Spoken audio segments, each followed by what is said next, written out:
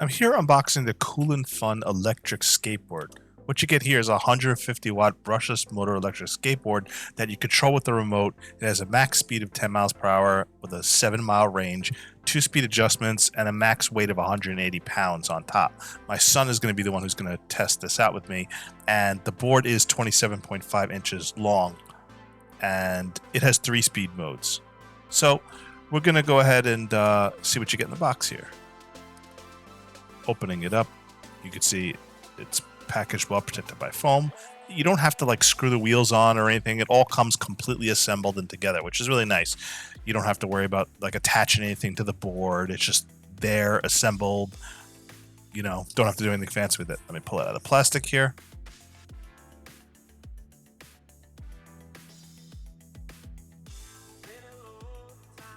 It's wrapped up in the plastic pretty tight here around those wheels. It was a little trickier to get out of plastic. So here's the board. Let me put it on the ground here. It has a very heavily textured surface, completely non-skid. It's very, very rough. You can see the bottom is where the battery is, where you charge it, and this is where the electric motor is. This is basically your power and your battery for the electric charge of the skateboard. It has a very, very textured surface. As I said, you can see how it gets, it's thicker in the front, thinner in the back. This is its handle, where you carry it by its handle. Really nice handle.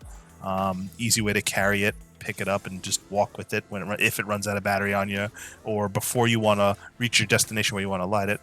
It's got its power button on the side there. It came no charge at all. You can see it blinking red because it was out of battery. But you could press the power on. You can see the battery status at all times. The cables it comes with is here's a little tool for tightening or taking off the wheels if you need to tighten or take off the wheels. That's the tool that fits the side of the wheels there. Then you've got the AC charger that you plug into a wall and charge it. Then you see what else you got in the pouch here. Here's the remote that you use to control it. You have a little thumb dial that controls the speed. You got the power, you got reverse, and then basically, yeah, it's going to take some practice. I've never actually used an electric skateboard before, either as my son, so we'll have to show you how it works and play around with it and experiment on it. Make sure you wear a helmet when you use a skateboard, please. Elbow pads, knee pads, especially if you're not used to using electric skateboard. Take the proper precautions. Make sure you're protected in case you fall off of it. Now, I would recommend using it with the remote without anybody on it, just to get a feel for its movements forward and backs before you step on it. Here's showing off the Cool&Fun electric skateboard. This is the 10-mile-per-hour model. So you get the controller in your hand with this thumb dial, which allows you to control the speed at which it accelerates. You have a button on the controller, which allows it to go in reverse. But be careful, because once you press the switch and go in reverse, you have to remember to press the switch again and make it go forward again. So that's something to note if you're new to electric skateboards. It's a mode that you switch on and off, and it's not always easy to tell if it's going forward or back. But just showing you how the skateboard works with the controller, getting the feel of it. My son really wanted an electric skateboard, but we haven't had experience with one before, so decide to test it out with the controller without anybody on it first. Always get used to the controller, how it feels. Obviously, with an electric skateboard, when using it without standing on it, you have no ability to turn the board, so because you need to be able to stand on it and tilt, but at least get the feel of the controller first before you actually stand on it yourself. Now, you notice the skateboard has a really good handle built into it to pick it up and carry it, and the controller fits in your hand really well. It's nice and tight fit. Your index finger goes through the ring. All the buttons are easily accessible by your thumb. You get your reverse. You've got your braking, which is really good too. If you just slide down, the brake just slows it down. It's not a fast brake, so you don't have to worry about it just throwing you off of it, but it's a very, very slow deceleration speed.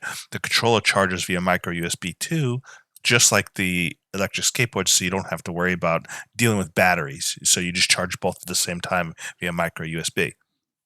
So we'll go ahead and show you how it goes in reverse here. And it can go pretty fast in reverse, almost so as well as going forward. So just know that it's the same motor in reverse or forward. You can do tricks on it. It's a little bit of a small skateboard. And here's my son now riding it with me, and he's holding the controller in his hand. He's testing out going forward. We need to do a little bit more testing and controls of it because he doesn't have a lot of balance in electric skateboards, and he hasn't had a lot of experience skateboards. So we really had to take it cautiously because this thing can go up to 10 miles per hour. and you're not kicking the ground as you skateboard, there, you're not as used to being able to control it and control the speed and be able to slow it down. Just because if you're used to kicking the ground with your foot to control your skateboard, you don't have that with this. You just kind of stand on it and then just do your balancing and your positioning to turn it. And so it's a different experience. It takes some getting used to, but it can be pretty fun to use an electric skateboard because you don't have to use your legs, you don't have to use your feet, and you could just simply, use the controller in your hand. So it adds a new level of skateboarding elements. But you can see how, my son's, not too small, and it is a bit of a small skateboard, so it's more like a mini board.